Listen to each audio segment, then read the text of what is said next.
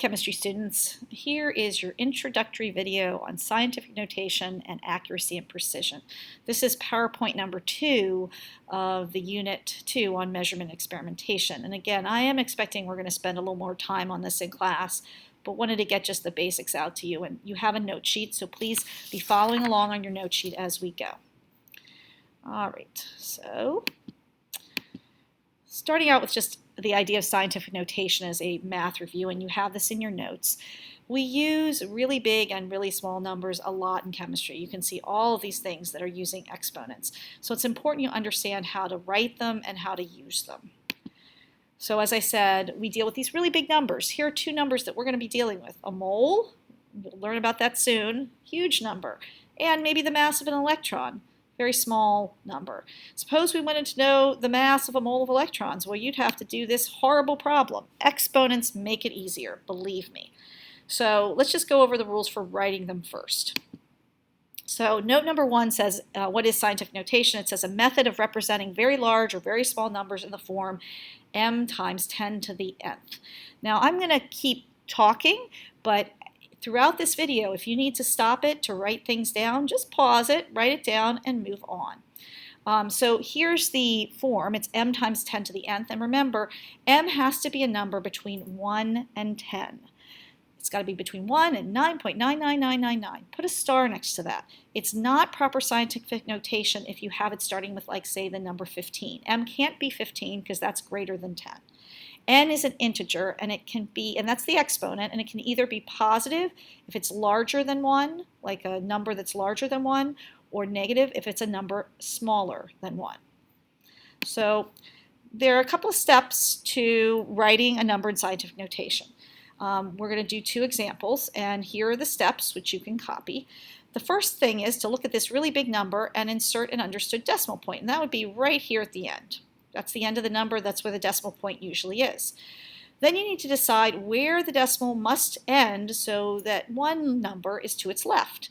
So here's where we would put the decimal eventually, because 2.5 is a number between 1 and 10. Then we have to count how many places you bounce the decimal point. 1, 2, 3, 4, 5, 6, 7, 8, 9, 10. Oh, it's 9, excuse me. Got carried away there. We bounced it 9 times, and that's going to be your exponent. Now, since this is much larger than 1, it's going to be a positive exponent. So you're going to have 2.5, and then you bounced it 9 times to get to the 2.5. So in scientific notation, and you can write this down, you get 2.5 times 10 to the 9th. Okay? If you were going to expand it, you would just move the decimal place that many places this way and add zeros as you went along. Okay, so what about a really small number? Same steps. You see where the decimal point is. You see where you have to land the decimal point so that the number is between 1 and 10. In this case, we're going to bounce it 1, 2, 3, 4, 5 times, and you're going to get 5.79. And again, since it's less than 1, we give it a negative exponent, so negative 5. So again, remember, we're doing very large and very small numbers, and we're going to have 5.79 times 10 to the negative 5. And if it's a negative exponent, it just means the decimal moves back this way and you add zeros. Okay, next, we need to learn the rules of multiplying exponents and dividing exponents. And these are already written on your sheet here, but essentially when you multiply two numbers that have an exponent in it, like 10 to the third times 10 to the fourth, instead of expanding them, think about it, expanding them. 10 to the third is 10 times 10 times 10, and then you're multiplying that by times 10 times 10 times 10 times 10. You're saying that 7 times. So all you have to do is add the exponent, and you get 10 to the 7th. Same thing here. You're going to multiply, so you just have to add the exponents. 5 plus 2 plus negative 3, and you would get 10 to the 4th. Okay, so that's the multiplication rule. You add exponents. The division rule is you subtract exponents. So if you have 10 to the 5th divided by 10 to the 3rd, it's just going to be 10, 5 minus 3, 10 to the 2nd. Okay? Or 10 to the 7th divided by 10 to the 12th, that's going to give you a negative exponent. That's smaller number over a bigger number is going to give you a fraction less than 1, going to give you a decimal less than 1, and that would be 10 to the negative fifth. 10 to the 8th, and if this is a negative exponent, it's going to be minus a negative.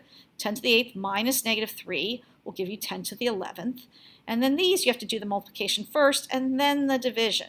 So this would be 10 to the 10th divided by 10 to the 5th.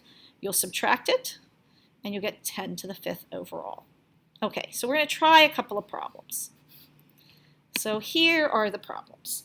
The first two are multiplication, where you're going to be adding, and then the last one is division. So let's look at each one individually. So this has an m number in the front, and they are just multiplied. So 2 times 4 is 8, so it's got to be a, b, or c. And then remember, when you're multiplying exponents, you're just adding them, so 3 plus 5 is 8. So you should have gotten 8 times 10 to the 8th. Let's look at the next one. This is 4 times 10 to the 3rd times 3 times 10 to the 2nd. And again, you're going to multiply the first. So 4 times 3 is 12. That's not between 1 and 10, so we're going to have to deal with that. 10 and 3 is 10 and 2 adds up to 5 because you're adding the exponents here. So if you just do it without putting in the right notation, you get 12 times 10 to the 5th. But this m number here is not between 1 and 10. So you're going to have to move this decimal place one place, making the number smaller. So if you make the m number smaller, you're going to have to make the exponent bigger by 1. So the correct answer would be 1.2 times 10 to the 6th. Finally, this is a division. This is where you do subtraction of the exponents. But again, with division, 4 divided by 2 is still just 2. It's a division. 5 minus 7 is going to give you 2 times 10 to the negative 2. Now, if you're having trouble with exponents, you're going to get some practice in the workbook, but if you're having trouble with exponents, by all means, come in and see me. This is a math skill, so we're not going to spend a lot of time in class on it, but you do need to know how to do it to work some of our problems. Okay, you can turn the sheet over, and we're going to talk about measurement in chemistry, distinguishing between the words accuracy and precision. So to figure out the fact that accuracy and precision are not the same thing, I want you to look at this example. You have a couple of dartboards, okay, or 3 dartboards, and they have some descriptions about their accuracy and precision of the throws. So first of all, everybody knows that this red dot is the accurate throw. You're trying to get into the red dot, okay? So you notice this first dartboard says that it has low accuracy, which makes sense. None of the darts hit the red mark. This second dartboard says higher accuracy, and you'll see that they're closer, and even a couple of them actually even hit the red mark, higher accuracy. And this one, you'll see that they all hit the red mark, so that's the highest accuracy. So accuracy has to do with having your trial be close to what you were trying to get, to the true value. It's close to what you should have gotten. You should have gotten a dart in the red spot. This has very low accuracy, no darts, medium, couple of darts, high, all the darts. Okay, precision. Let's look at the words precision. So you'll notice this, even though it's low accuracy, it says high precision. What does that mean? It means all the darts, even though they're not accurate, are very close together. Precision is used to talk about repeated trials. So you do a bunch of repeated trials and all of your data points are really close together. Then you have high precision. On the other hand, if your data points are more spread out, in this slide, as you see in this particular dartboard, you have low precision. And again, this one, they're all very close together, and again, you have high precision. So the idea is the closeness of each of the trials to each other is precision. The accuracy is how close each individual trial is to the true value, the true point that you're trying to get to. Okay, so let's write some definitions.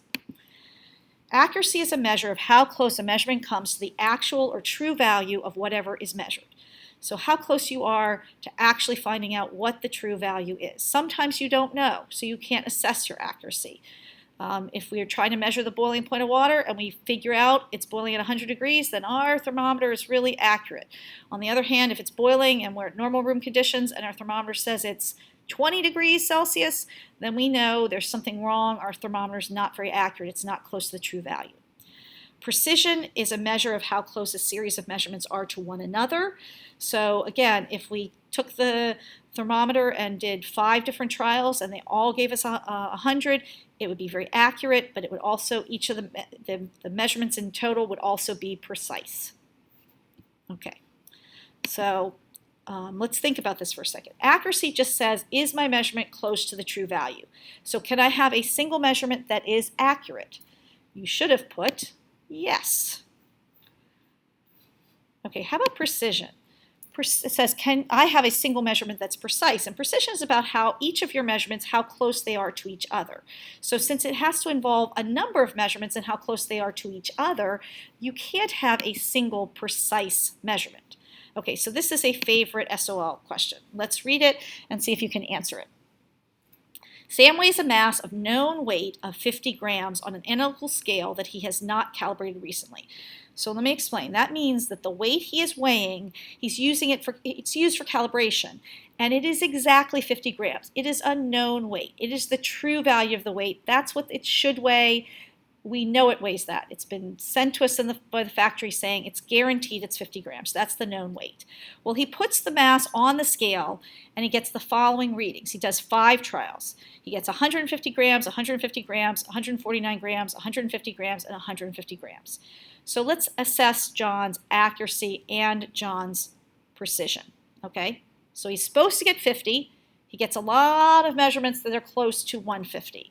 So what would you say about his scale? Think about it. First of all, is it accurate? That is 50 close to 150. Is it precise? Are all the measurements close to each other? Is 150, 149, 149, and so forth, are they close to each other? That's precision. So you should say, yes, it's precise. Every time I weigh it, I get the same measurement. But it's not accurate because I'm supposed to be getting 50. Okay?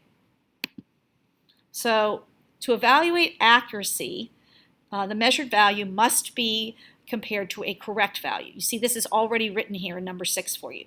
To evaluate precision of a measurement, you must compare the values of 2 or more repeated measurements. Oops. Okay, so now we need to talk a little bit about calculating error, okay? So an accepted or theoretical value is the correct value based on reliable references. And an experimental value is simply what you did in the lab. So we know that the boiling point of water is 100 degrees, all right? But if our thermometer says that it's only 75 degrees, then we know there's error. And our error is how far off our value is from the accepted value. We usually think of that as an absolute value. So if it was in case of 75 and 100, it would still be 25 off, okay? Or if it was 150 and it was supposed to be 100, it would be 50 off. That's the error, just how far you are from the accepted true value, okay? Now we have this thing called the percent error, and this is how much of a percentage you're off. So you have to first calculate how far you're off in absolute terms.